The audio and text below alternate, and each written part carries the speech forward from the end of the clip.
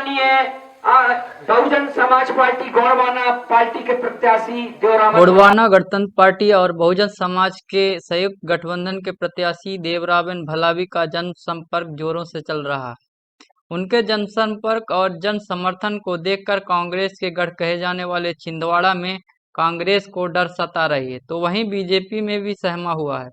चाहे भले ही गोंडवाना के ही बीजेपी ने मोनिका भट्टी को अपना उम्मीदवार बनाया है, लेकिन जो समाज में उनका विरोध हो रहा है वो आप सब जान ही रहे हैं। देवराबेन भलावी एक संघर्षशील, तर्कशील, शिक्षित युवा जोश है और हम देख भी रहे हैं कि इस युवा में समाज के प्रति लगाव है। देखते आ रहे हैं कि वह नौजवान हर समाज के हक अधिकार के लिए आंदोलनों में हिस्सा लेता है, अपनी बात रखता है, जल जंगल जमीन की बात करता है। तो कहीं ना कहीं जनता और समाज का रुख देवराबेन भलावी की ओर जाता हुआ दिख रहा है और देवराबेन को विधानसभा में देखना चाहती है और ये कारनामा देवराबेन कर भी सकते हैं। तो दोस्तों, अगर आपने चैनल को सब्सक्राइब नहीं किया तो सब्सक्राइब करें और हमें सपोर्ट करें। हत्या कर दी। सतना के अंदर एक आदिवासी समाज जो मजदूरी करने गया था, मध्य प्रदेश का, यहाँ जबलपुर का आदमी, एक आदिवासी समाज का लड़का मजदूरी करने गया, आदिवासी को वहां मजदूरी किया, पैसा नहीं दिया, पैसा मांगते रहा, वहां के धंधा सेठों ने उसको गले में पट्टा बांधा और पूरे सतना के अंदर घुमाकर उसकी हत्या कर दी गई।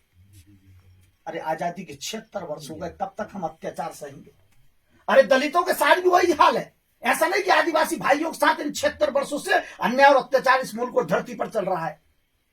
वही हाल इस देश के रहने वाले दलित, शोषित, चमार, बसोड़, मेहतर, भंगी, कुनवी, काची, लोधी, सुनार, सुतार, लोहारों के साथ भी वही घटना घट रही है।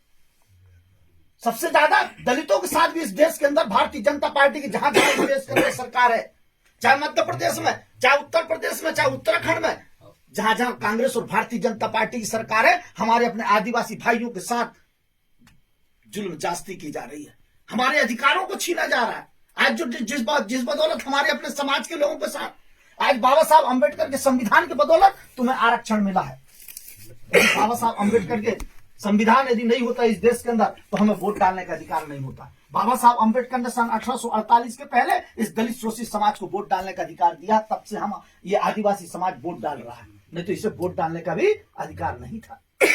वोट, बाबा साहब ने वोट का महत्व लोगों को समझाते थे कि एक वोट इस देश का प्रधानमंत्री देता है, एक वोट आपका अपना कौन देता है, खंती खोदने वाला देता है, एरोप्लेन से चलने वाला आदमी, लखपति, करोड़पति एक वोट देता है और एक वोट आपका समाज देता है।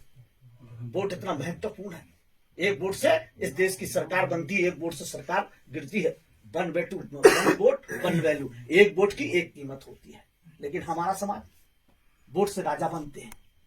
हमारा समाज, इस देश के अंदर 85 करोड़ आदिवासी समाज, इस देश का दलित शोषित समाज इस मुल्क के अंदर निवास करता है, लेकिन आजादी के 76 वर्ष हो गए, हमने कभी इस देश के अंदर राजा नहीं बनाया, हमारा अपना कौम कभी इस देश का मुख्यमंत्री नहीं बना। आजादी के 76 वर्ष हो गए, हम वोट देने के लिए पैदा हुए के बाद हम वोट देते जाए, कांग्रेस को दे दें, बीजेपी को दे दें, और लगातार इस मुल्क के अंदर अन्याय और अत्याचार वो कर रहे हैं। तो साथियों, हमको इस बात को लेकर हमें अपने कौम के लोगों को राजा बनाना होगा, इस देश को राजा बनाना होगा। जब तक राजा नहीं बनेंगे तुम्हारे दुख तकलीफ दूर नहीं होंगे। बाबा साहब अंबेडकर कहते थे कि political power is the master की, राजनीति की एक मास्टर चाबी है। हमारे